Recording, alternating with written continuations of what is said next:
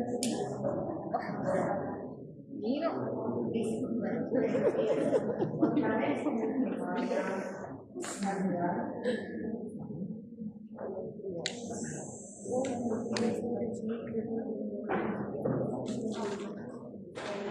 había saludado, ¿cómo están? No, buenas. Vamos a revisar hoy conjuntamente la embriología del reproductor masculino y del reproductor femenino, que es lo que llamamos diferenciación sexual, es decir, cómo se realiza el proceso biológico de asignar un sexo de acuerdo a lo que vamos a mirar. Desde el punto de vista biológico, tenemos tres sexos: el sexo que dan los cromosomas, el sexo que da la gónada y el sexo que da el fenotipo. O sea, el fenotipo pues es la apariencia, en este caso, del aparato reproductor tanto en los órganos internos como en los órganos externos. No está incluido ahí la parte del sexo cerebral, o sea, cómo se identifica el individuo, porque pues realmente todavía no se sabe que es aparte de esos que estamos ahí. Otros lo incluyen, algunos lo incluyen dentro del sexo cromosómico, o sea, se describen cromosomas relacionados, pero no ha sido contundente como para poderlo meter ahí fijo. Otros dicen que es parte del sexo fenotípico, pero tampoco es contundente. Y obviamente pues incluye la parte social, la parte psicológica, de tal manera que por eso les hacía énfasis que desde el punto de vista meramente biológico y no desde el punto de vista pues, de la identificación sexual. Es un proceso que, pues aquí obviamente, pues ustedes saben que uno hace el resumen lo más sencillo que se pueda, pero es un proceso complejo. Y pues nomás ya que los tres coincidan, pues uno ya se debe considerar afortunado, es decir, no siempre coinciden cromosomas con la gónada, con la apariencia. Entonces, nomás que coincidan en un individuo, eso ya, pues obviamente es bastante. Estamos acostumbrados a que coincidan, pero realmente es tan complejo que deberían darse por muchos más casos en los que no coinciden.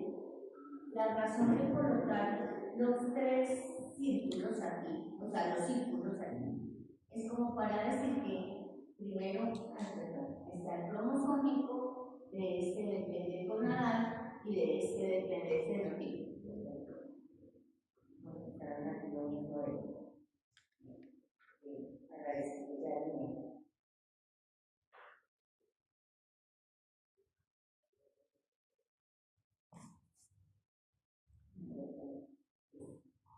Entonces, esa es la razón de los tres círculos. Y realmente, cuando hay un paciente con ambigüedad sexual, o sea, ambigüedad sexual es que usted no le puede decir a los padres de qué sexo es su bebé. Pues los estudios se hacen en el mismo orden que vemos aquí, o sea, que no es que los veamos aquí, pues un capricho así de verlos en ese orden, sino que primero pues se hace estudio genético, o sea, para la parte cromosómica, luego se identifica la gónada, sean imágenes o incluso biopsias si se necesita, y luego pues lo más complejo que es evaluar cómo están los órganos reproductores internos y externos. O sea, el mismo orden es para establecer el diagnóstico. Realmente es muy complejo, y vuelvo y fuera, no poderle decir a los papás si es niño o niña una pregunta que es como tan elemental para uno. No siempre se puede resolver. Y eso implica, pues, obviamente, social y familiarmente una urgencia, porque, pues, obviamente, nomás desde el punto de vista legal, pues asignar un nombre sin que se sepa si es niño o niña ya es algo que es bien complejo. Entonces, pues obviamente desde todo punto de vista se considera bueno, una urgencia social poder asignarle un sexo a un niño cuando sus genitales no le permiten hacer, no le permiten hacer, lo que vuelve juega, se dice de manera común ambigüedad sexual. A veces incluso puede estar en peligro la vida del niño o niña, porque pues hay algunas alteraciones en la diferenciación sexual que se acompañan de otras alteraciones, como hemos visto a lo largo de este semestre, que son comunes las asociaciones. Entonces, algunas asociaciones pueden involucrar daño en otros órganos y representar una urgencia como tal. El sexo cromosómico es, como lo vimos por allá en fecundación, el asignado al momento en que hay un ovocito con una información genética y hay un espermatozoide con la otra información genética. O sea, eso queda asignado al momento de la fecundación. Lo que quiero que cambien, aunque pues en esta clase, antes yo daba varios ejemplos, pero pues tocaba correr mucho porque el tiempo no me alcanzaba, entonces he resumido la clase. Pero lo que quiero que cambien el concepto, porque desafortunadamente todavía se tiene, a pesar de que hace muchos años esto que les voy a mencionar se sabe. No hay cromosomas sexuales como tal. Yo sé que uno dice eso y dice, no, pues ¿cómo va a decir eso si es XX o XY la persona? Eso es lo que está revaluado, porque no es así. La información de la diferenciación sexual no está exclusivamente en el cromosoma X o en el cromosoma Y, sino en varios cromosomas.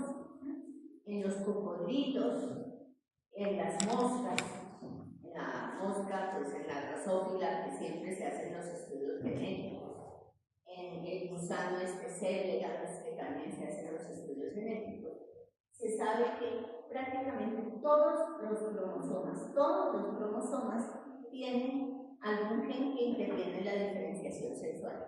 Y pues obviamente, pues cualquiera supone que nosotros somos más complejos que una mosca, o sea, no va a ser que la diferenciación sexual de una mosca sea más compleja y la de nosotros pues más sencilla.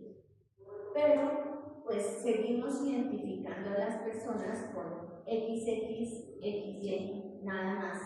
Y solamente pues cuando hay noticias en televisión allá de farándula o en los Juegos Olímpicos y demás, que es siempre resulta algún caso de diferenciación sexual y dice, no es hombre, no es mujer, está compitiendo con mujeres y es hombre porque es XY. Entonces es que uno dice, bueno, pero aquí cómo es el asunto. No. Técnicamente, los genes de diferenciación sexual están en muchos cromosomas. Eso es lo que he tratado de resumir. Solo doy un ejemplo de uno que no está en X ni en Y. Pero en realidad son muchos genes los que no están en X ni en Y. Están en cualquier cromosoma y causan alteraciones en la diferenciación sexual. De la misma manera, los cromosomas X y Y no son solamente para la diferenciación sexual, no lo son. Tienen información para otros procesos biológicos. Si este rectángulo aquí que invento aquí este rectángulo fuera la información del cromosoma Y, solo este pedacito es un gen para la diferenciación sexual. El resto del cromosoma Y no lo es. O sea, da información para procesos metabólicos, especialmente, obviamente procesos hormonales, etc. De la misma manera, si cogiéramos el cromosoma X, que es mucho más largo, también solo una parte es para la diferenciación sexual y el resto no. Entonces, vuelve y juega. Así como no hay cromosomas meramente sexuales, tampoco hay cromosomas meramente somáticos. O sea, cualquier cromosoma puede tener información sexual o información somática. Buenos días, llegó ahí a penitas porque tenemos a alguien, ¿verdad? Vamos a ver.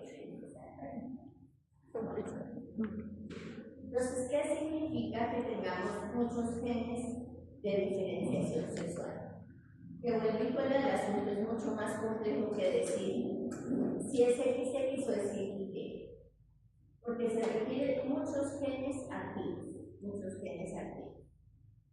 ¿Saber en qué momento van a actuar? Pues hay que preguntar. ¿Dónde deben actuar? O sea, todos conocemos que aunque todas nuestras células tengan la misma información genética, hay genes que están activos en ciertas células y otros no. Entonces, pues obviamente eso hace que los genes de diferenciación sexual tengan que expresarse a veces en unas células y a veces en otras.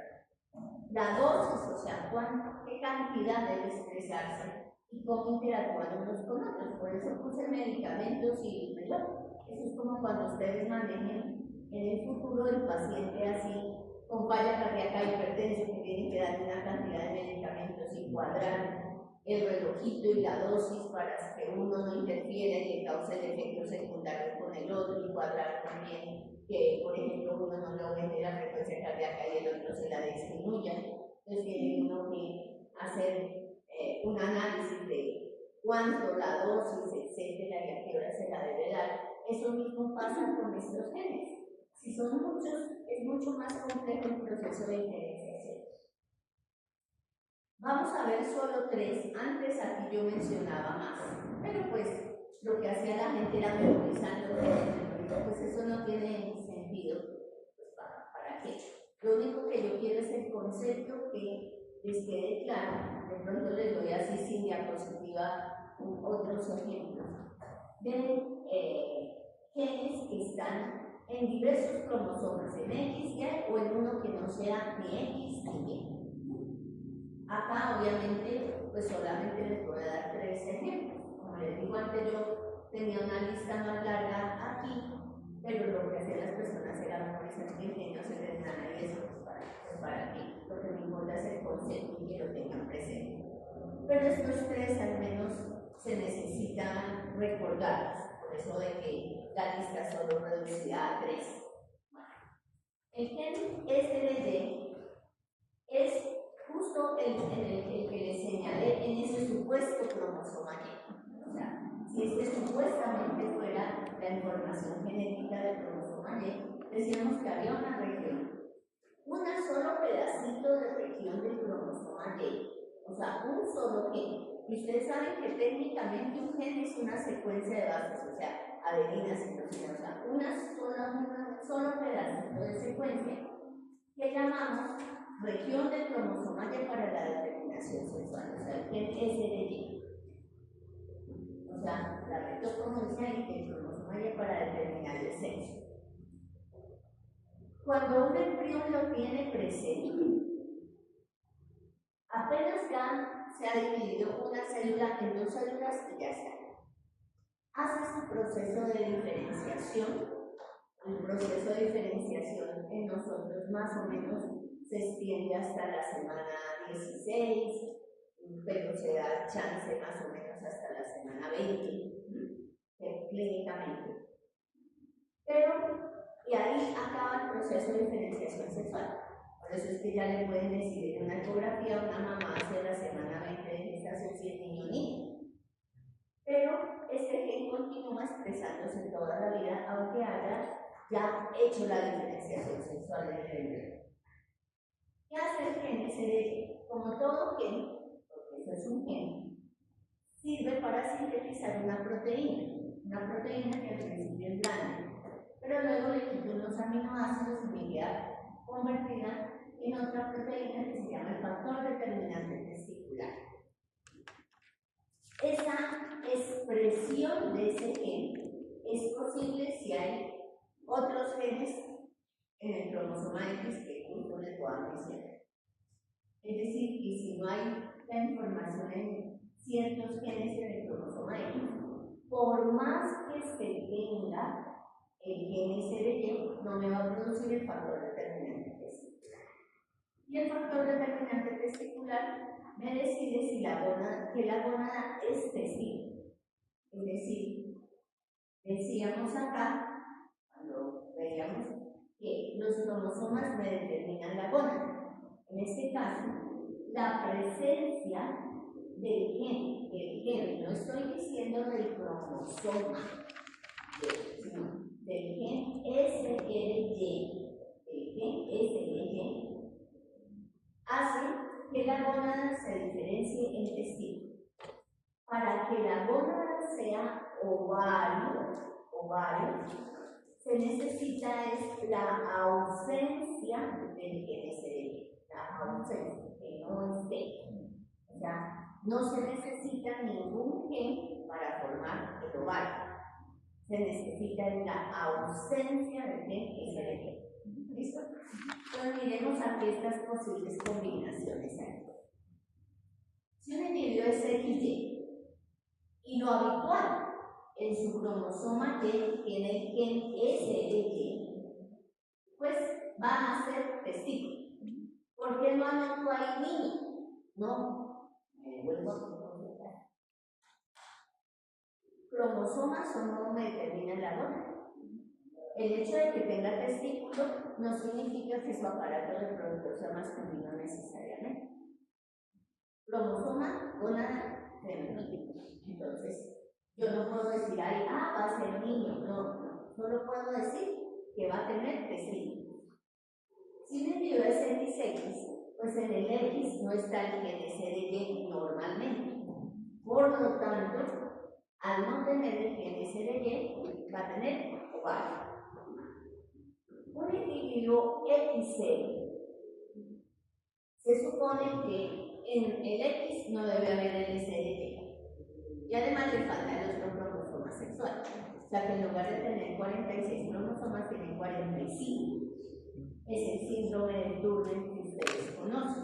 Voy a pasar la foto, ya me devuelvo a la diapositiva. Ya me devuelvo.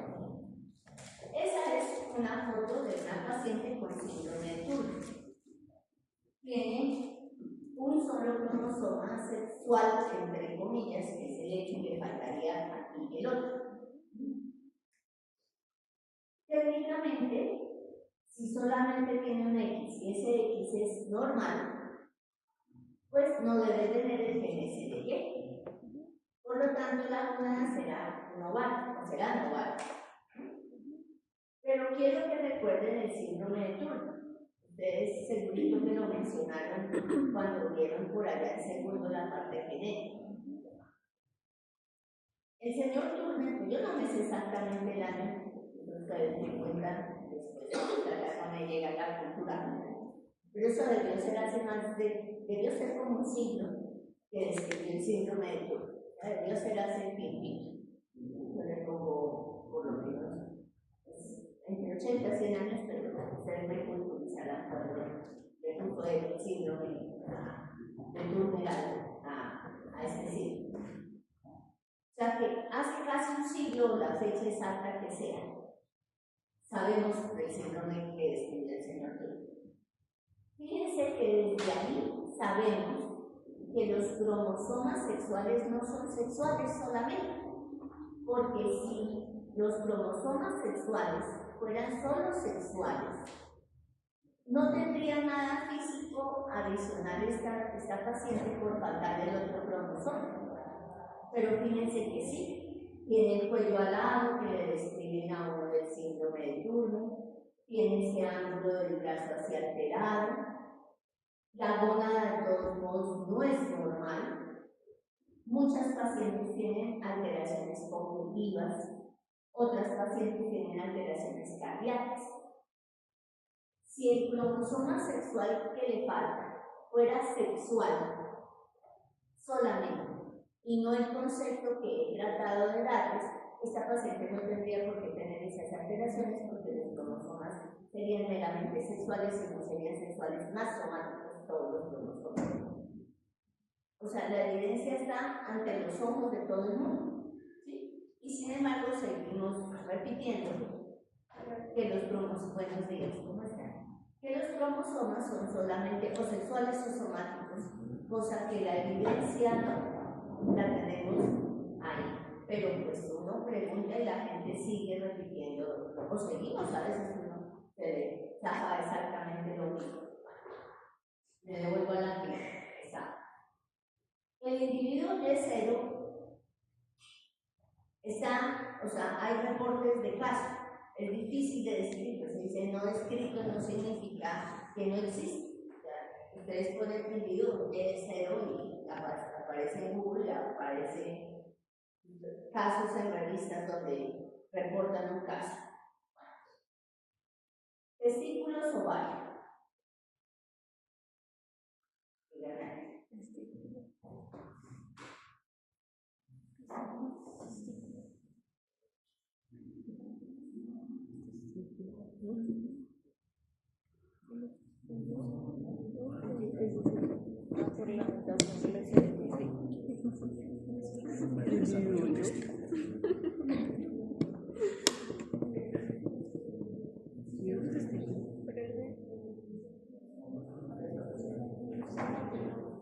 Alguien dirá, tiene Y y tiene el GNC de Y, pero otra persona se acordará que se necesitaba el cromosoma X para que se expresara.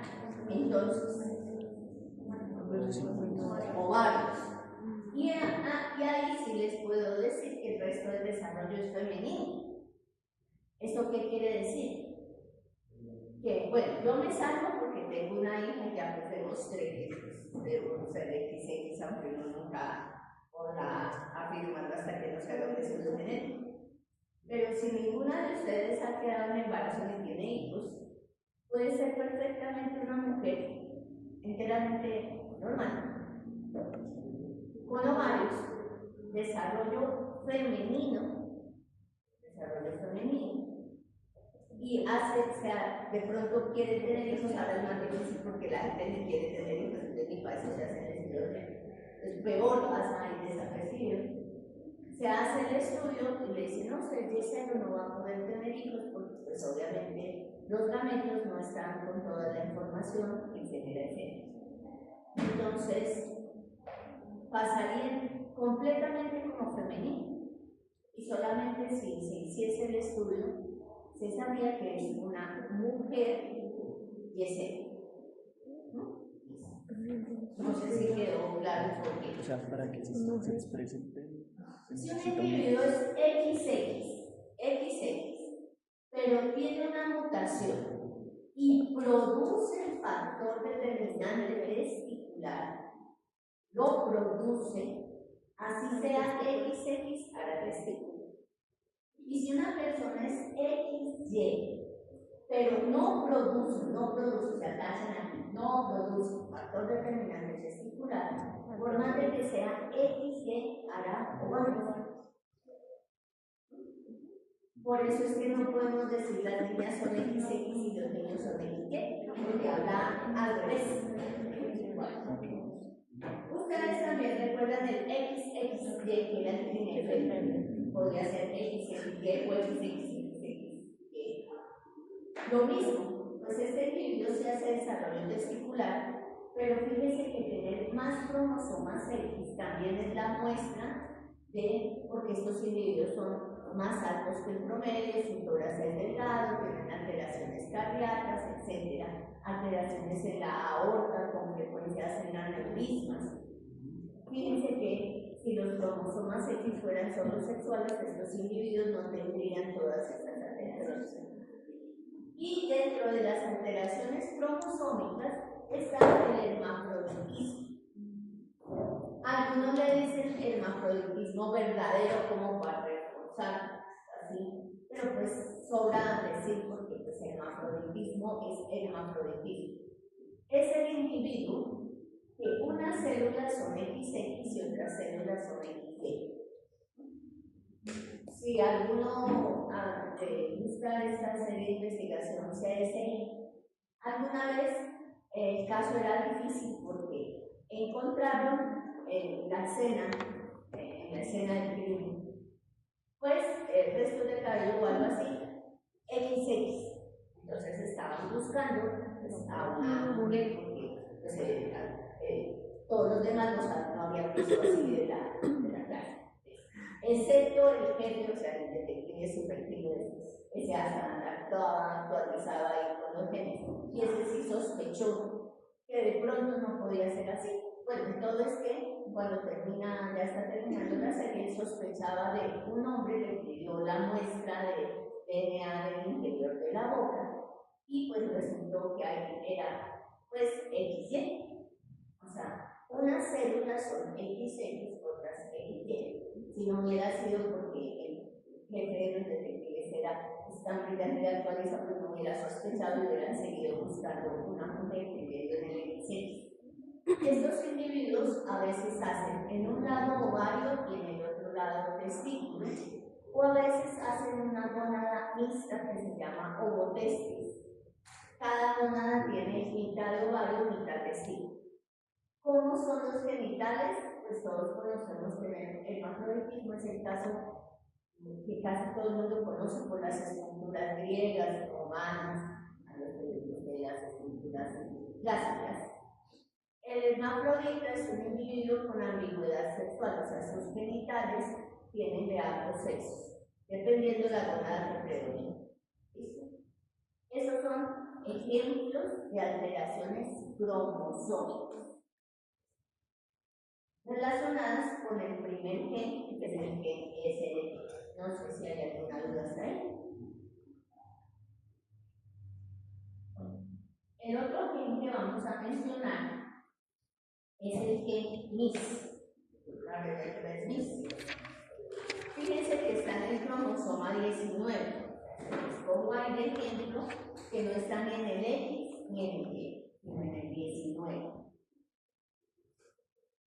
MIS significa sustancia inhibidora de Müller o antimülleriana, le dicen en el libro del ácido. O antimülleriana le dicen en el libro del ácido. Inhibe la formación del conducto de Müller, o sea, el conducto que el señor Müller le puso su nombre. Ese conducto es un conducto paralelo al mesonéfrico uterino, paralelo al mesonéfrico, y dará origen a trompas, útero y tercio superior de la vagina. Eso es superior de la vagina. ¿Listo? Entonces, todos tenemos este gen MIS en el cromosoma 19. Ahora díganme ustedes qué pasa en los individuos masculinos con este gen y qué pasa en los individuos femeninos con este gen.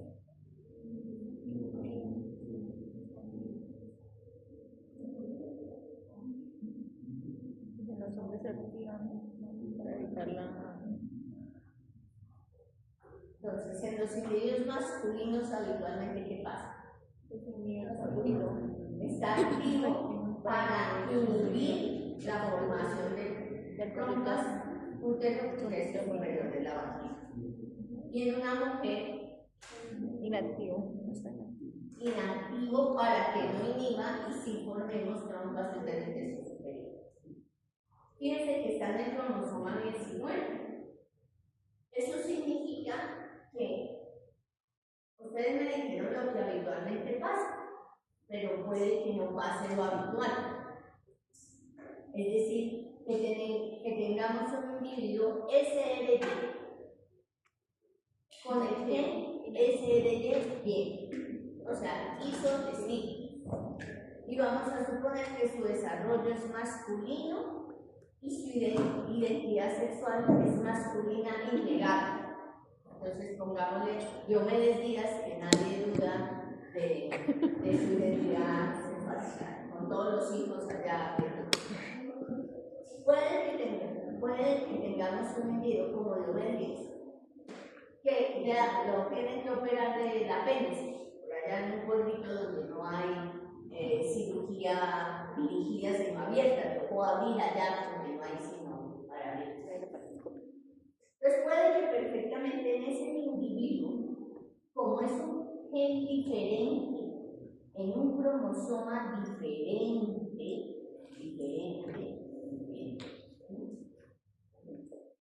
y en un hombre, como ustedes me explicaron, debería estar activo para inhibir trompas uterinas superiores de la vagina. Puede que en esa persona no esté así, aquí, sino en aquí. Entonces esa persona adentro tiene, así sea masculino, testículos, vuelve y juega, yo me decía hasta ahí, trompas, útero y tercio superior. Por eso nunca ni nadie sospechaba, ni ninguna de sus parejas sospechaba, porque solo es el tercio superior. Ustedes que ya son expertos en femenino, me refiero a el sector de la vagina que está alrededor del cuello uterino. El resto de la vagina no, por lo tanto no tienen orificio vaginal ni nada. O sea que si se hace el examen físico y la pareja no mira, pues nada, normal, masculino, totalmente. Pues listo, lo operan. Encuentran unos restos embrionarios de trompas, útero y tercio superior de la vagina. Restos embrionarios que se deben mencionar como restos embrionarios. ¿Por qué? Porque como estamos hablando de ese individuo, los andrógenos testiculares de los testículos que tienen, pues atrofiaron y esto quedó reducido pues, a unos cordones rudimentarios. Eso pues para que uno sepa manejar la situación, o sea, no va a salir allá la esposa de acá de bueno, no por eso no, porque saldrían así,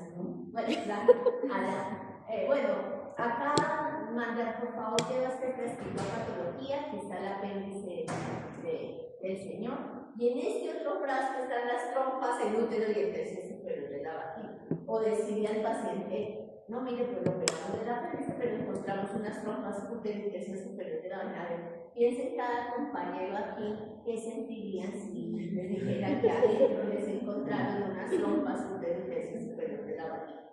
O sea, por más de que uno psicológicamente esté muy bien y estable, los hombres aquí les afectaría, y a uno saber que la pareja, uno ya empezaría a pensar quién sabe qué, porque desafortunadamente la mentalidad es así. Es independiente, no tiene que ver con nada del otro desarrollo, no tiene nada que ver, absolutamente nada que ver, no tiene que ver ni con su aparato reproductor, ni con su identidad sexual, ni con nada. Y con la producción de hormonas. Es un gen diferente que ni siquiera está en X o Y. Yo no sé si queda claro. Otro ejemplo de otro gen es el gen DAX1. Generalmente también le dicen a uno, las mujeres no intervienen en la determinación del sexo. Es si entra un espermatozoide X o entra un espermatozoide Y. Así le dicen a uno. Pues no, porque en el cromosoma X hay un gen muy interesante que se llama el gen DAX1. Está en el cromosoma X. Nosotras tenemos dos copias, o sea, una copia en cada cromosoma X, obviamente. Los hombres tienen un cromosoma X, normalmente tienen una sola copia del gen DAX, normalmente. Pero, si un hombre, o sea, XY, por alguna razón, tuviese dos copias del gen DAX, o sea, estuviese duplicado el gen DAX, había lo que se llama una inversión del sexo, que es algo que hace unos años, muchos años no sé, se creía impensable en la especie humana porque creíamos que se sucedía de la misma manera que en otras especies. Bueno, inversión del sexo que es en otras especies, o sea, no la humana. En otras especies me refiero a abejas, hormigas, avispas y demás. Ellas equilibran la población, me refiero a equilibrar hembras, machos, de acuerdo a la necesidad. Es decir, que hoy alguien puede hacer allá en la colonia zángano, pero si se necesitan obreras, El papá se convierte en pues se puede hacer inversión del sexo y convertirse en hormiguita o abejita o obrera. O al revés, una obrera convertirse en zángano. La mayoría de los insectos que viven en comunidad, cada individuo puede ser macho o hembra de acuerdo a la necesidad fundacional. O sea, hoy recuerda hoy ser una abejita hembra obrera y mañana ser un abejito macho zángano. Pero eso no es exclusivo de los insectos. Los vertebrados como los peces también. Pues cuando uno va a un acuario y compra 10 pececitos, debe 10 de esos. Pues usted cuántos va a saber cuántos machos y cuántas hembras se llevó. Puede que se haya llevado 2 hembras, 8 machos, pero no tiene por qué preocuparse, porque en cuestión de pocos días, en una semana, ya tendrá 5 hembras, 5 machos, porque se hace inversión del sexo para equilibrar la población. O sea, hasta en vertebrados como los peces. Obviamente, cualquiera sabe que nosotros no somos así. Un día uno llega de una manera y otro día llega de otra manera, ¿no? Pero cuando somos embriones pequeños, antes de que empiece el proceso de diferenciación, o sea, embriones de unas 4 semanas, más o menos, si vuelve y juega, si está duplicado el gen DAS, se hará inversión del sexo y el individuo nacerá con ovarios y femenino a pesar de ser XY. Porque para la naturaleza tener 2 copias del gen DAS es ovarios y desarrollo femenino.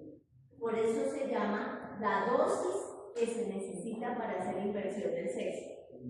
O sea, nosotras normalmente tenemos 2 copias. Por eso ovarios femeninos.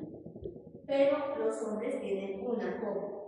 El individuo XY vuelve y juega que tenga 2 copias del gen DAS, por más de que tenga el gen SLY en su cromosoma Y, por más de que lo tenga, hará ovarios y desarrollo femenino. Por eso se dice que hizo inversión de sexo. Entonces, fíjense que y eso que he reducido la lista a 3, pero con lo que hemos visto, pues es hasta mejor dicho, no solamente si lo necesitan y hacerse estudio cromosómico, sobre todo nosotros, porque podemos ser mujer XX único, mujer XY, pero que no produzca factor determinante testicular. Podemos ser aquí XY con 2 copias del gen DAS. Hay otro gen que antes yo tenía la diapositiva, se llama el gen SOX9. También hace inversión del sexo, entonces puede tener una mutación en SOX9.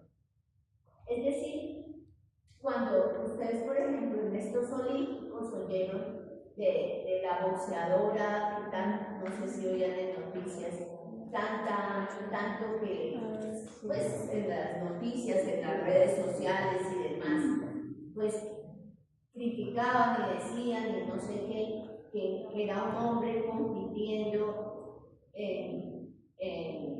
pues, en boxeo femenino. Pues perfectamente sí puede ser una mujer XY con los ejemplos que les he dado. Lo que pasa es que personalmente, pues debe tener, creo, pues sin saber uno la historia clínica, debe tener otra cuestión adicional, porque estas que les he dicho, por ejemplo, con sería ovarios y mujer con fenotipo de mujer común y corriente, o sea, que nadie sospecharía hasta que no se haga un estudio genético. Pero las variantes son muchísimas. Entonces, no sé si quedó claro con estos ejemplos lo del sexo cromosómico. Pasamos al sexo gonadal. O sea, ¿qué gonada tiene el individuo? ¿Qué gonada tiene el individuo? Ya vimos de manera general. Primero, la gónada es indiferenciada o indiferente. Es decir, que así la miráramos al microscopio, no sabríamos si va a ser testículo o si va a ser ovario. No sabríamos. Ya me devuelvo a la diapositiva. Aquí, por ejemplo. Veo mesodermo intermedio, el mismo que forma el riñón, por eso los glomérulos ahí. Esta parte es la gónada indiferencial. Ustedes ya han visto ovario como se ve al microscopio. No es ovario. No han visto todavía el testículo, pero tampoco. Esta gónada de mesodermo intermedio es totalmente indiferencial. O sea, ni tomando una muestra yo puedo saber qué va a ser. Así tuvimos la gónada todos más o menos hasta la 4ª semana de vida prenatal. A esa gónada indiferenciada llegan a vivir desde el saco vitelino, que es así, los futuros gametos. Es decir, las células que van a ser espermatogonias o que van a ser ovogonias. Y que como no se sabe el sexo de esas células, les llamamos células germinales primordiales. Células germinales primordiales. No se sabe qué van a hacer.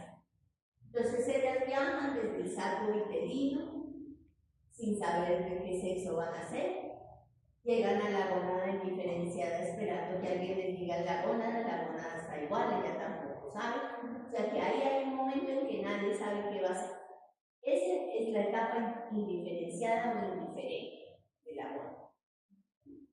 Ya vimos que de acuerdo a la presencia de el gen SDY y la producción, ya vimos el factor determinante testicular, si se puede expresar, la gónada se va a convertir en ovario o en testículo. Entonces, si hay factor determinante testicular, testículo, por eso hay azulito. Si no hay factor determinante testicular, ovario, por eso hay rosadito. Siempre y cuando los otros genes me cuadren, porque ya vimos que puede haber factor determinante testicular, pero si hay 2 copias del gen DAX, pues va a ser ovario, o sea, tiene que cuadrar todo. Si es un testículo, hacia la 5ª semana de vida prenatal, ya producirá testosterona, dihidrotestosterona. La dihidrotestosterona resulta de la acción sobre la testosterona de una enzima que se llama 5-alfa reductasa. Entonces, testosterona, 5-alfa reductasa y se convierte en dihidrotestosterona. Produce el MIS, claro, porque tiene que estar activo el gen MIS para que no haya trompas útero y tercio superior de la vagina. No está anotado ahí, pero la testosterona, ustedes ya vieron eso, también es materia prima para hacer estrógenos, porque hay una aromatasa que convierte la testosterona en estradiol. Sin embargo, para ser masculino, lo que se necesita en la balanza es mucha testosterona y dihidrotestosterona y poquito estradiol. Si la gónada se convierte en ovario, porque no hay factor determinante testicular, empezará a producir estrógenos, o sea, estradiol, básicamente. social en la vida plenaria. Tanto los ovarios como los testículos se forman inicialmente muy cerca al riñón, o sea, ya en el retroperitoneo, algo allá. Gracias a la acción hormonal, los testículos comienzan a descender para llegar hasta el escroto. Hay un ligamento anatómico acá que se llama el gobernáculo, pero ese gobernáculo sin hormonas no tracciona el testículo. Se requiere testosterona y testosterona. En la especie humana, el efecto es desde la vida prenatal. Por eso, si uno mira a un niño a término, o sea, noveno mes, ya debe tener los testículos en el escroto.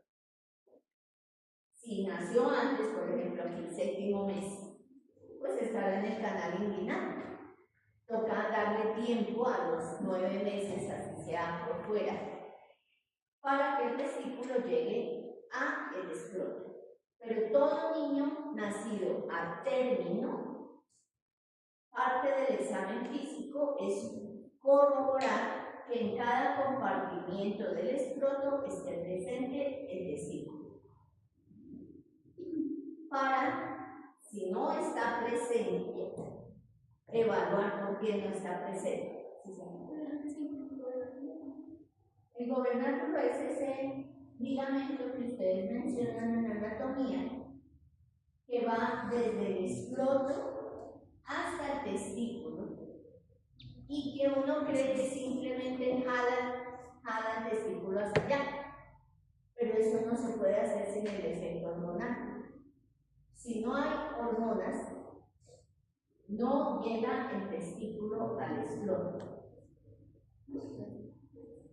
Los humanos son los únicos primates cuyo testículo está en el escroto desde el nacimiento a término. Vuelvo y digo, si el niño nace antes, por ejemplo, aquí dice séptimo mes, si el niño nace el séptimo mes, pues el testículo estará en el canal inguinal, obviamente.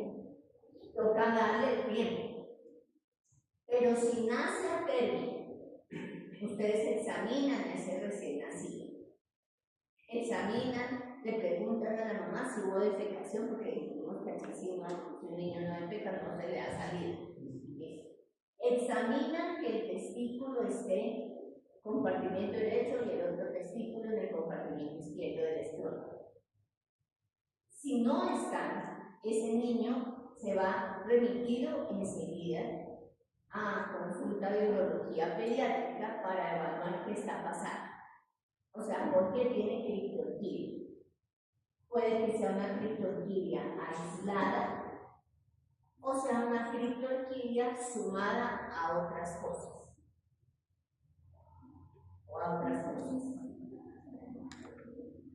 Si es una criptorquidia aislada, actualmente las técnicas están muy avanzadas para llevar el testículo al escroto lo más tempranamente posible. Porque acuérdense que las altas temperaturas lesionan el testículo.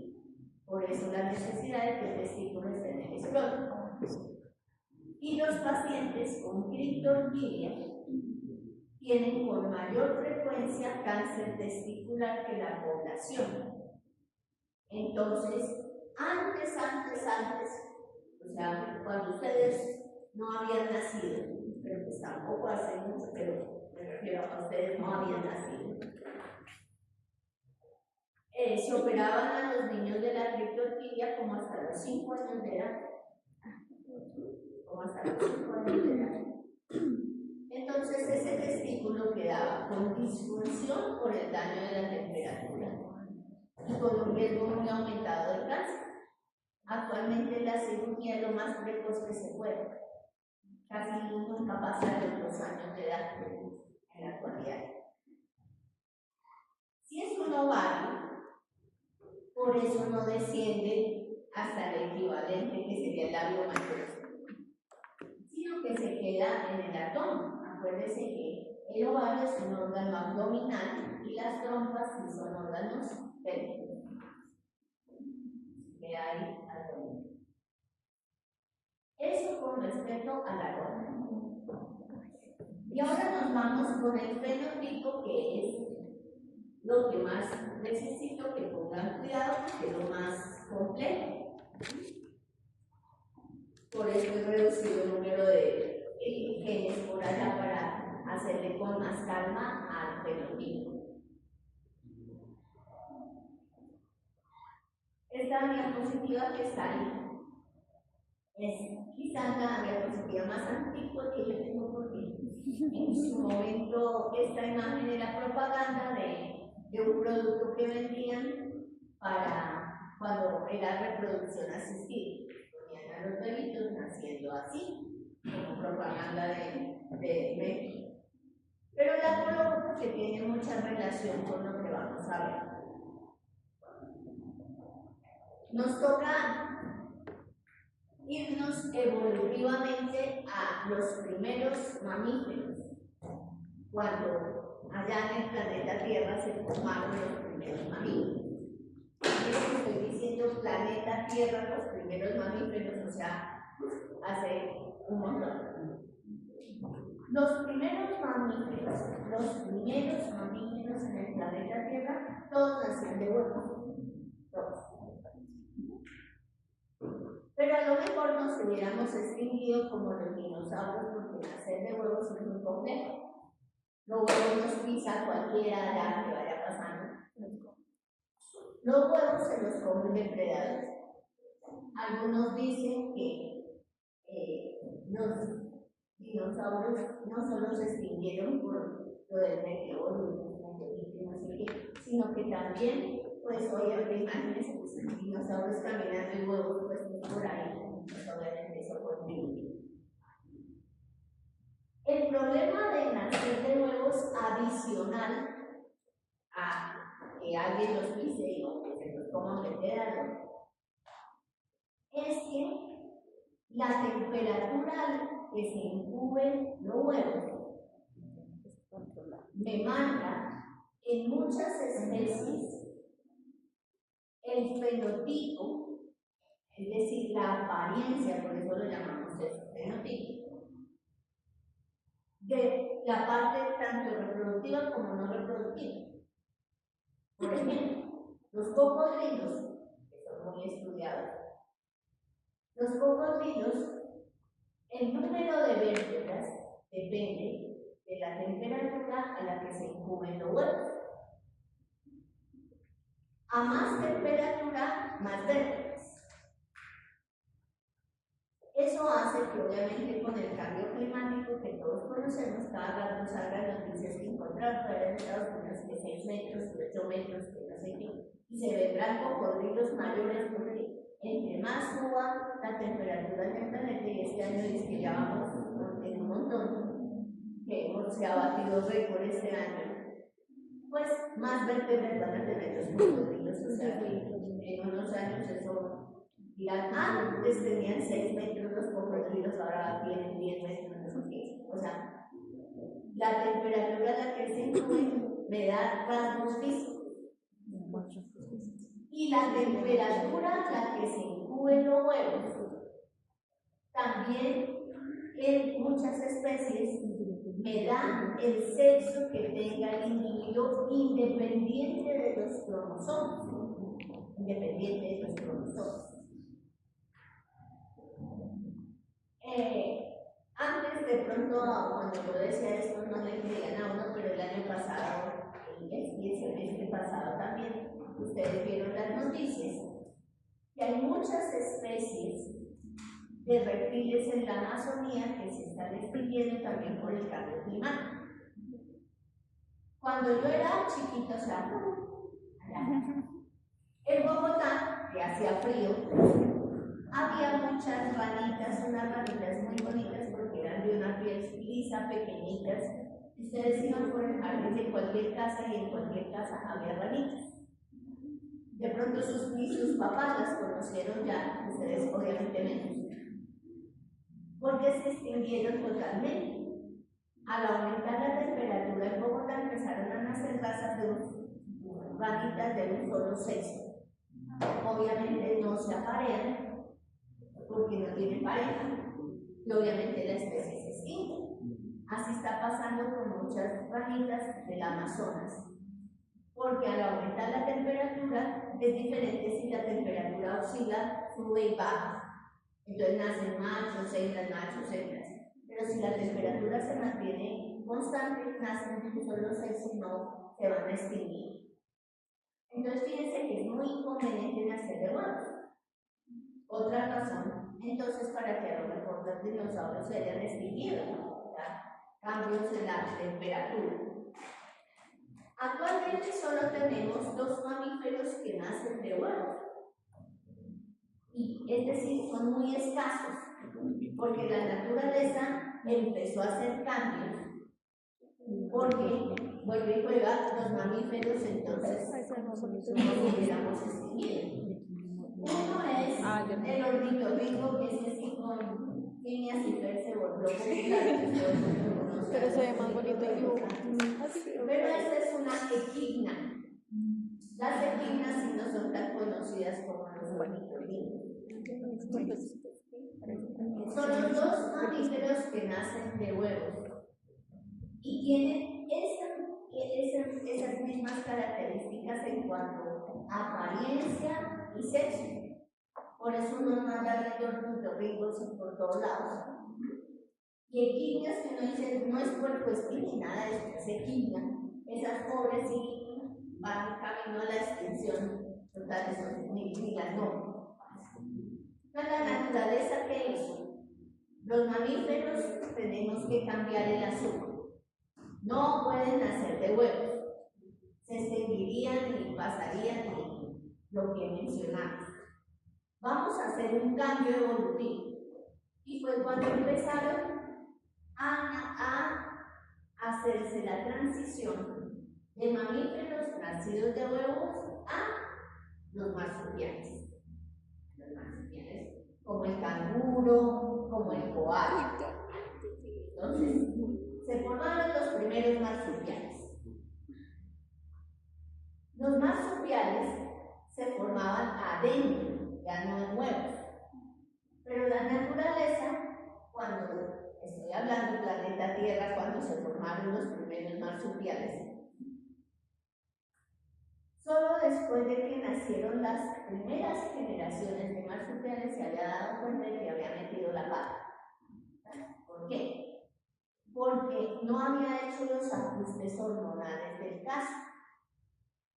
Y dentro de la mamá, con influencia de las hormonas de la mamá, sin haber hecho los ajustes, todos los embriones se iban a feminizar. Entonces la naturaleza, viendo que había metido la pata, le tocó que se forme dentro de la mamá hasta que sea embrioncito y vaya a empezar la diferenciación sexual. Cuando va a empezar la diferenciación sexual, nace así y se cría dentro de la bolsa, donde no va a recibir las hormonas de la mamá para que se pueda diferenciar sexualmente de manera correcta. No sé si soy clara.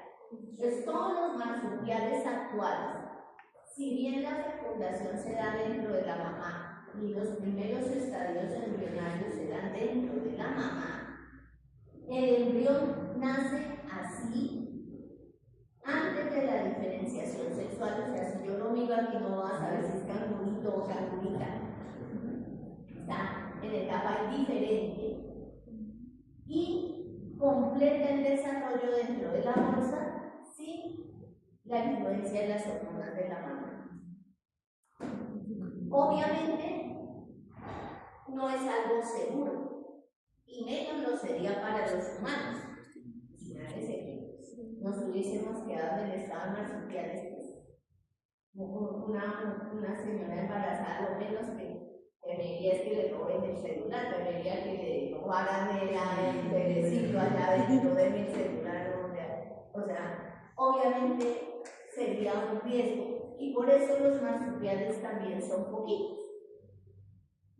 Entonces, ¿qué hizo la naturaleza para que nosotros y los otros vertebrados, ¿sí? Vertebrados mamíferos, estemos aquí en el planeta Tierra y tengamos una adecuada diferenciación sexual?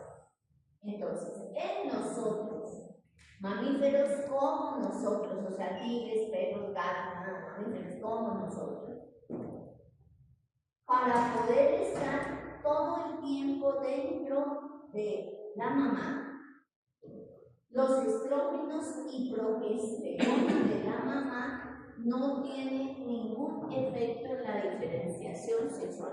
Entonces, no sé si soy clara la diferencia entre un marsupial y nosotros. En un marsupial tiene que nacer así para no recibir hormonas de la mamá dentro de la bolsilla. En nosotros, para poder estar todas las 40 semanas de gestación dentro de la mamá, la naturaleza lo que hizo fue estrógenos y progesterona no tienen ningún efecto en la diferenciación sexual. Ninguno. Es decir, que hasta la diferenciación sexual de la 4ª semana, les dije como 16, 17, pero se da tiempo hasta la 20, les he dicho que 20 es la que tengan presente. Las hormonas de la mamá no tienen ningún impacto, ninguno en la diferenciación sexual. Por eso podemos estar toda la vida prenatal dentro de la mamá. No sé si está claro con toda la historia evolutiva para que se entendiera esto. ¿O hay alguna pregunta hasta ahí? Entonces, vamos a ver cómo es la diferenciación fenotípica.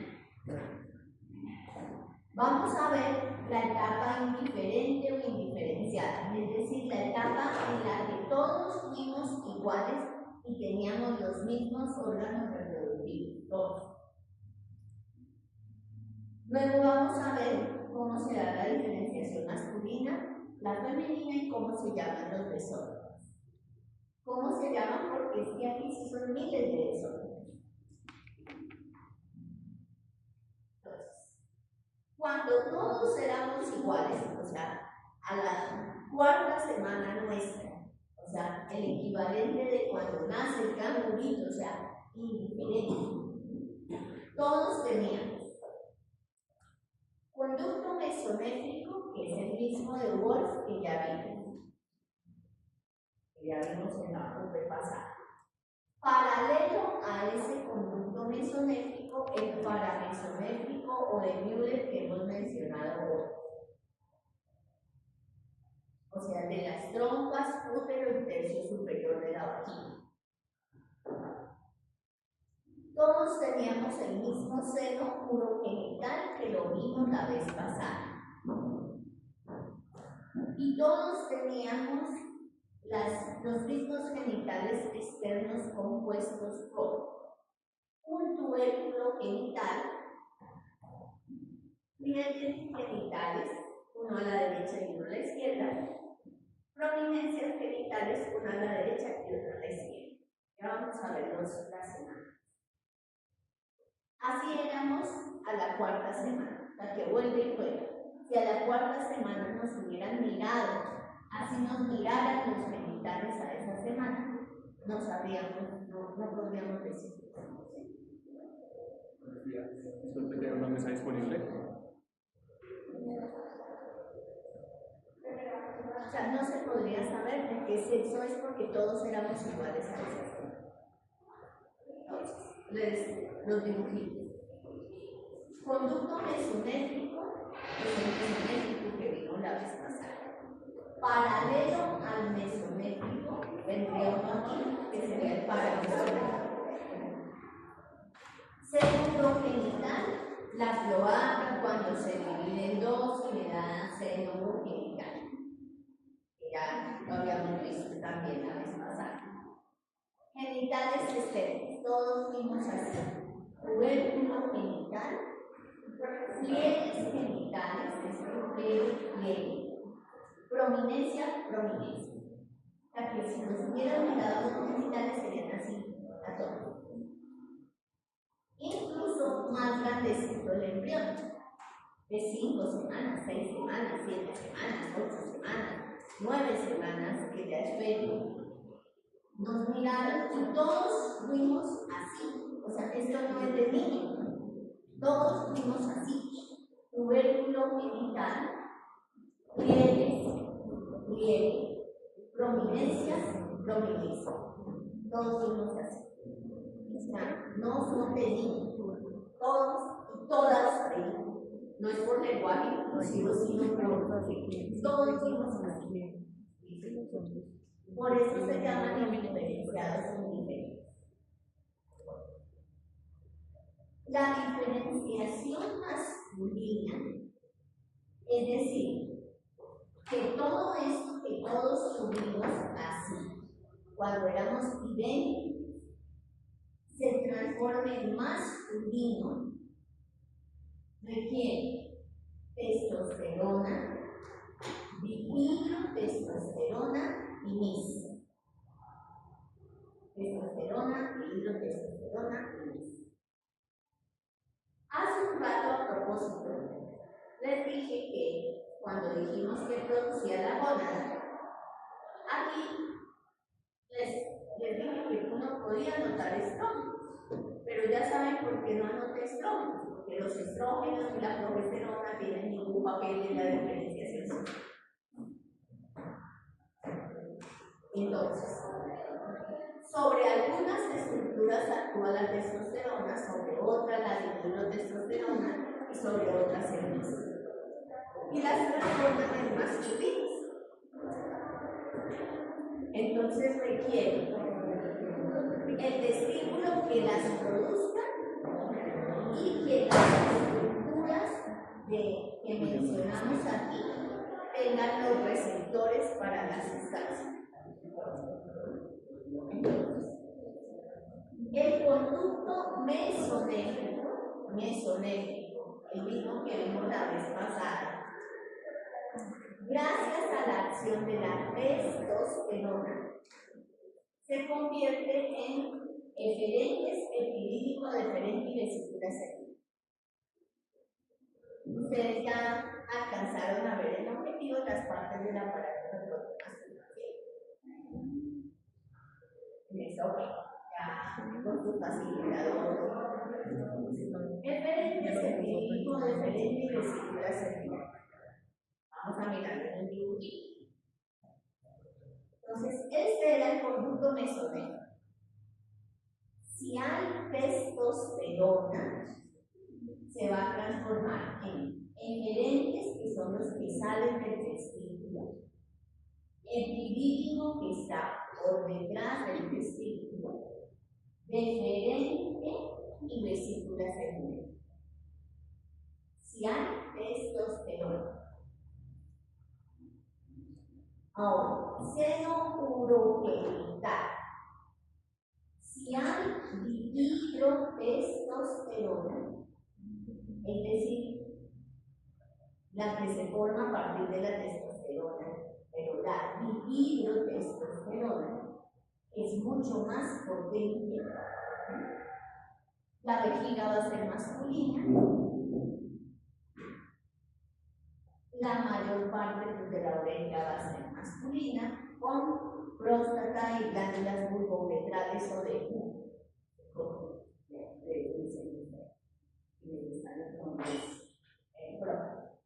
entonces, del seno urogenital, por acción de la dihidrotestosterona, vamos a tener vejiga, uretra prostática con la próstata alrededor, uretra membranosa con las glándulas vulvouretrales y el resto de la uretra hasta aquí. Ya habíamos mencionado el renal, insinuado ahí, que esta parte de la uretra que no está coloreada de amarillo es uretra también, pero no deriva del seno urogenital. está coloreada de amarillo. Deriva del ectodermo de la piel que forma el glande. También por efecto de la dihidrotestosterona, pero entienden por qué aquí dice mayor parte de la uretra. La uretra del seno genital llega hasta aquí. Entonces, vejiga, próstata, uretra prostática, uretra membranosa, alrededor de la cual está el esfínter, glándulas bulbouretrales y la mayor parte de la uretra que está en el cuerpo esponjoso hasta aquí. La uretra que está en el glande también se forma por la dihidrotestosterona, pero insisto, no por el seno urogenital, sino por el ectodermo que me recubre el glande vagina. Es más, aquí hay unos pequeños pliegecitos, es que eso ni se menciona en anatomía porque que me indican el sitio hasta donde llega el seno urogenital y que de aquí en adelante la uretra que está en el glande se forma por el ectodermo que forma, pues que recubre el glande. Por eso, pero quizás ahora lo entienden mejor, podemos tener esta situación de aquí. Si esta uretra del glande, que le dicen uretra glandular por estar en el glande del pene, no porque sea de producción de glándulas de nada, sino por estar en el glande, no empata con la uretra del seno genital, yo puedo tener las dos uretras visibles, la del glande y la del seno urogenital que le tocó salir aquí. La del glande y la del seno urogenital que le tocó hacer esta vuelta aquí. La del glande y la del seno urogenital que le tocó dar la vuelta así para sacarla bien. Cuando se coloca aquí la sonda, si yo la coloco en la uretra glandular, o sea, la del glande del pene, no me va a sacar orina. Tengo que colocarla en el otro orificio. Y miren que se supone que aquí tengo la sonda y tengo orina. Esta uretra está bien ubicada. Esta uretra está hipospádica, está en la cara anterior del pene. Porque dijimos que es la ubicación del orificio de la uretra acá se llama hipospadia. Y esta cara se llama la cara anterior porque se considera que la posición del pene es en erección. Y en erección esta se llama cara posterior porque miraría atrás. Y esta se llama la cara anterior porque miraría hacia adelante en erección. ¿Por qué se le colocaron esos nombres así? Porque excepto en el ser humano, en las demás especies de mamíferos, el ligamento suspensorio del pene es tan fuerte que en otras especies no se necesita que esté en erección para que el pene esté hacia arriba. En el ser humano, el ligamento suspensorio del pene no es tan fuerte como en un caballo o en otra especie de mamífero. Y por lo tanto el pene está así. Sin embargo, como en los otros mamíferos está así, esta se considera la cara posterior o dorsal, por eso ahí se llama la arteria dorsal del pene, los nervios dorsales del pene, la vena dorsal del pene. Y esta es la cara anterior, imaginándose que está en erección. Por eso hipospadia es cuando está la cara anterior. Entre más severa la hipospadia, más faltó dihidrotestosterona. Más faltó la dihidrotestosterona. Y Puede ser una hipospadia aislada, o sea, aislada, o una hipospadia como parte de un trastorno de diferenciación sexual. Aquí vemos más hipospadias, o sea, aquí, acá, el orificio acá, el orificio acá. Obviamente, todo se tiene que diagnosticar al momento del nacimiento, por eso es que ustedes ven genitales de recién nacido. No se puede esperar más adelante.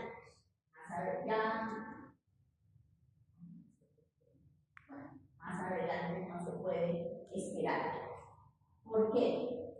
Porque el pene va a tender a incurvarse para tratar de que empaten las dos uretras, la uretra de acá y la uretra de acá.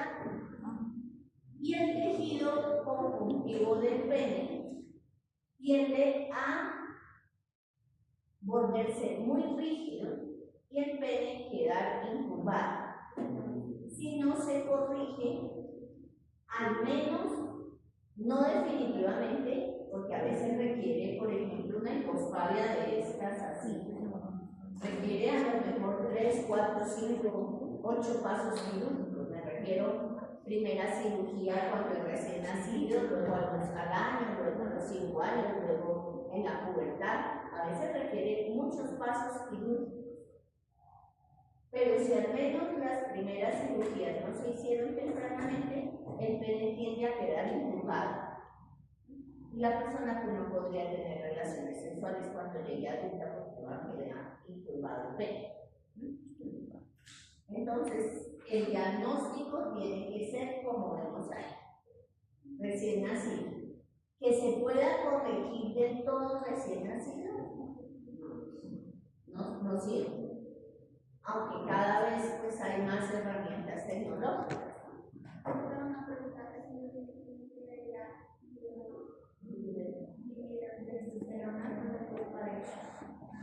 Porque la dihidrotestosterona es la que me formó la uretra. La dihidrotestosterona me diferenció como está en esta diapositiva. La vejiga, la próstata, las glándulas uretrales y la mayor parte de la uretra. ¿Sí? Por eso hablamos de la libido. En general, la dihidrotestosterona es para todo lo externo. Para todo lo externo. O sea, incluso cuando se es embrión, la dihidrotestosterona deja programados los receptores en la laringe, tejido adiposo, folículos pilosos, glándula mamaria, para que cuando se llegue la pubertad y se vuelva a producir dihidrotestosterona, todo quede masculino, voz masculina, folículos pilosos masculinos, adipocitos masculinos, glándula mamaria masculina.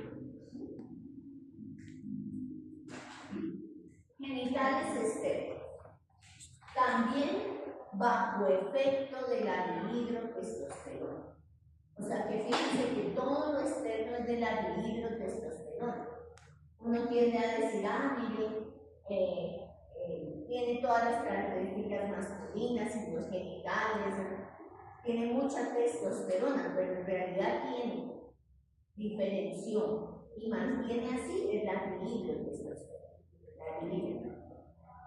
El tubérculo genital se convierte en el glande. Los dos pliegues se unen para formar el resto del pene alrededor de la uretra. Y las prominencias migran y se unen para formar el escroto. También bajo efecto de la dihidrotestosterona. Entonces, genitales indiferenciados o indiferentes, o sea, cuando todos fuimos así. Tubérculo genital, pliegue, prominencia. Bajo efecto de la dihidrotestosterona, el tubérculo se va convirtiendo en el glande y los dos pliegues se unen. Las prominencias se van a convertir en el escroto, o sea, migran acá. Miren acá, tubérculo y los dos pliegues casi unidos para formar el resto del pene. Prominencias migran, tubérculo convertido en el glande, pliegues se unieron para formar el pene. Le falta cerrar aquí, o sea que si no hubiera más dihidrotestosterona, nacería con una hipospadia. Prominencias migran para formar el escroto. Y acá ya ustedes ven los genitales, tal como sería casi que la apariencia de un recién nacido. Entonces, si es niño, los dos pliegues se unen y las prominencias migran acá para formar el escroto. Eso es la diferenciación masculina. Vuelvo y juega por si alguien se me perdió. Testosterona vuelve mesonéfico. Y la dihidrotestosterona actuó en seno progenital y en genitales externos. ¿Y qué fue lo que hizo el MIS? Porque por allá la lista decía que la diferenciación masculina era testosterona, dihidrotestosterona y evitar que haya trompas, útero y tercio superior de la base. Muy bien. Ahora nos vamos a la diferenciación femenina. Díganme, antes de yo poner la diapositiva, ¿qué necesito para que todas estas mismas estructuras se transformen en femenino? ¿Qué necesito? Ausencia de... Si alguien pensó o rumoró estrógenos, entonces no se acuerdan de eso. Los estrógenos y la progesterona de la mamá no tienen absolutamente nada que ver en la diferenciación. Los estrógenos no feminizan el embrión. Claro, después feminizan, claro. Si un hombre se aplica estrógenos, pues crece la glándula mamaria, la piel se vuelve femenina, claro. Los estrógenos feminizan después, pero no tienen efecto en la diferenciación sexual del embrión. Entonces alguien sí me dijo por allá, que ahora se ha medio oído, que para la diferenciación femenina lo que se requiere es que no haya MIS, no haya testosterona y no haya dihidrotestosterona. No haya. No haya. Entonces, si no hay MIS, si no hay quien inhiba al paramesonéfico, el paramesonéfico sí me va a dar trompas útero y tercio superior de la vagina. Superior nada más. Me falta el resto de la vagina. Vemos solo el tercio superior. Aquí vemos. Conducto mesonéfico. Paralelo al mesonéfico, el paramesonéfico. Estas son de. Ustedes saben que estas así son de largo. El paramesonéfico, aquí me queda libre y me da esta trompa, y faltaría la otra trompa. Pero aquí abajo se fusiona para formar el útero, el cuello en completo con cuerpo y cuello, y el tercio superior de la vagina. Aquí lo vemos así. Trompas, útero completo y tercio superior. Hasta donde está en café rojizo. Falta esta parte de la vagina. Por eso pueden haber estas alteraciones. Aquí, ¿qué pasa? Por ejemplo, aquí arriba. ¿Qué pasaría ahí en una persona? Para que quedara. Les pongo la respuesta.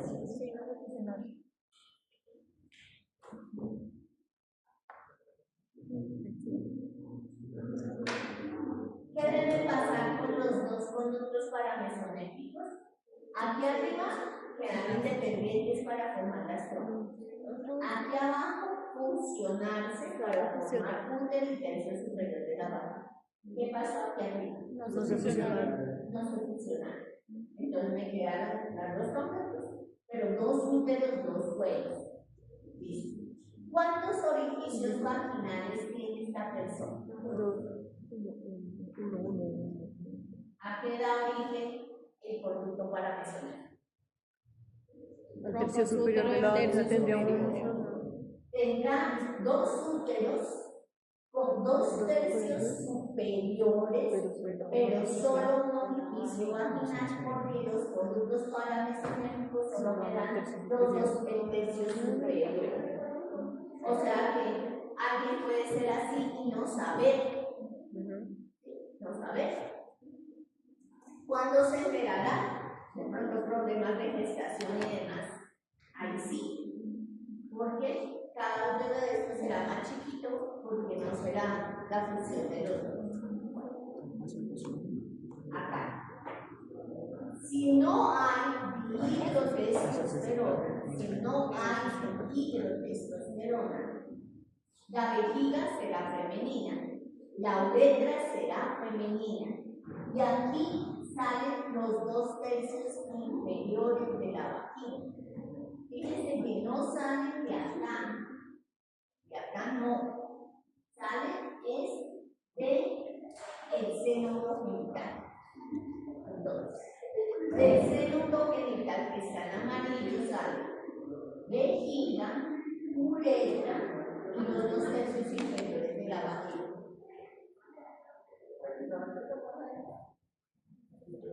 Los dos tercios inferiores de la vagina son del seno urogenital. Genitales externos. Si no hay dihidrotestosterona, si no hay, el tubérculo disminuye para dar milímetros. Los pliegues, labios menores, no se funcionan, obviamente. Y las prominencias, labios mayores. Clítoris, labios menores, labios mayores. Indiferenciado, o sea, cuando todos fuimos así. Tubérculo, pliegues con el número 6, prominencias con el número 4. El tubérculo va disminuyendo de tamaño. Al ir disminuyendo de tamaño se va metiendo en los dos plieguecitos que van a ser los dos labios menores, que no se van a fusionar. En el niño se fusionaba para terminar el pene. Acá van a estar los dos labios menores. Y los prominencias tampoco se fusionan para formar el estrógeno, quedan los labios menores. Y así sería más o menos la apariencia del momento del nacimiento. En el está esta que me muestra tubérculo en amarillo, pliegues en rojo, prominencias en azul. Y me muestran cómo son las mismas estructuras para masculino y femenino. Tubérculo en grande, los dos pliegues se unen para formar el pene, prominencias en el izquierdo. Y si es niña, tubérculo clítoris, pliegues labios menores, prominencias labios mayores. Los desórdenes del sexo fenotípico son muchísimos, pero fíjense, así como se dice, se sale del alcance de acá, pero se conocen bajo el título de pseudohermafroditismo. Pseudohermafroditismo. No hermafroditismo, que era el que vimos al principio. Pseudo, o sea, parece hermafroditismo, pero no es. Hay dos tipos de pseudohermafroditismo, o sea, ahí se clasifican todos los trastornos. El individuo con pseudohermafroditismo masculino es XY y tiene testículos. ¿Cómo serán sus genitales? Pues depende de lo que haya ocurrido, pero es XY con testículos. El individuo con pseudohermafroditismo femenino es XX y tiene ovarios. ¿Cómo serán sus genitales? Pues depende del trastorno. El hermafrodita que vimos al principio, ¿cómo es que era? El hermafrodita. No el pseudohermafrodita. El hermafrodita. XXX. Unas células XX y otras X. Y tenía ambas gonas. Aquí piensen que es totalmente diferente. Este hermafrodita es masculino, es XY, testículos, el femenino XX, ovario. Vamos a ver rápidamente ya para dos minuticos de uno y 2 minuticos de otro para realizar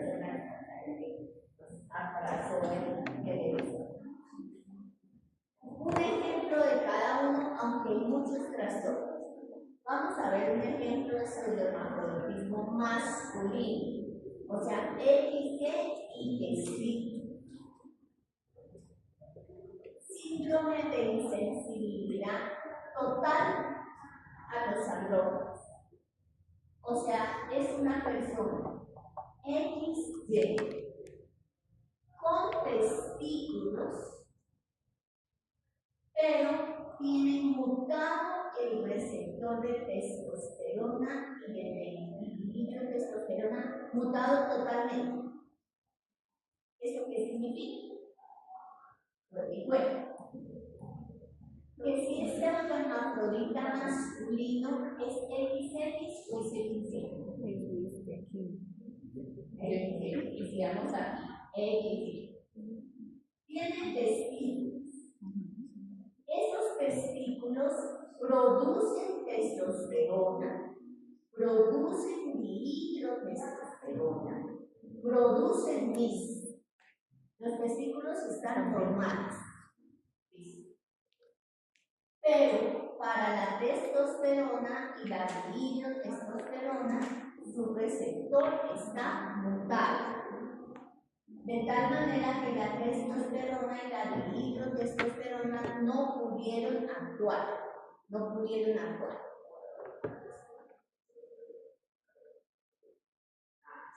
Si no pudieron actuar y nació el bebé, un bebé,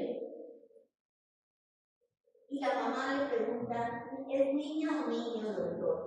Uno solo se fija en los genitales. Uno no hace estudio cromosómico, resonancia, solo se fija en los genitales. ¿Ustedes qué le dicen a esa mamá? Si el receptor de testosterona y dihidrotestosterona está mutado.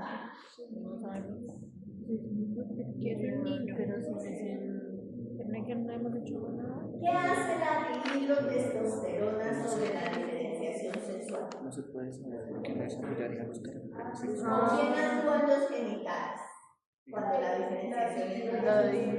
¿Y pudo actuar si el receptor estaba mutado? Entonces, ¿qué genitales va a tener? Femenino. Con testículos. Pero ¿por qué ustedes no ven esos testículos? Porque no Porque estaba mutado el receptor de testosterona y el líquido del gobernáculo y no descendieron.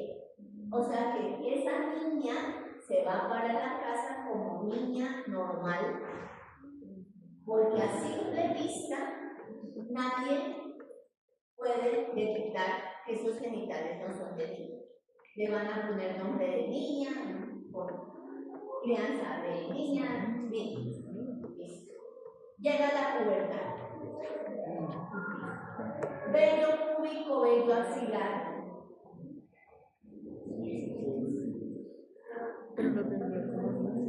Esto es de andrógenos. Y el receptor de andrógenos está mutado. Glándula mamaria. ¿Crece? Sí. La glándula mamaria era indiferencial. ¿Puede actuar la testosterona y la dihidrotestosterona en esa glándula mamaria? No. Entonces la glándula mamaria que va a creer es femenino. Y aparte, ¿tiene estrógenos o no tiene estrógenos? Sí. Los que se derivan a partir de la testosterona. ¿La glándula mamaria? Sí. Menstruación, la primera menstruación. No la tiene. ¿Por qué? Porque porque no hay Porque sí está activo. actúa el mismo. No hay trompas, no hay ovarios superior de la vagina. Y aparte de eso, tiene testículos. Listo. Esta es una fotografía de una persona XY con insensibilidad a los andrógenos. Es decir, su comportamiento es femenino, no tiene vello corporal, las glándulas mamarias normales. La vagina tiene, porque tiene los 2/3 inferiores de la vagina. Tiene cicatrices aquí porque cuando le hicieron el diagnóstico, supieron que tenía testículos y toca extraer. Y esta la saqué de Wikipedia porque es una organización de mujeres que vienen específicas.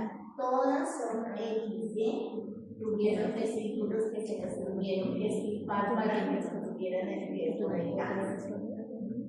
Fíjense que no cambia la mentalidad. Ahora el otro ejemplo.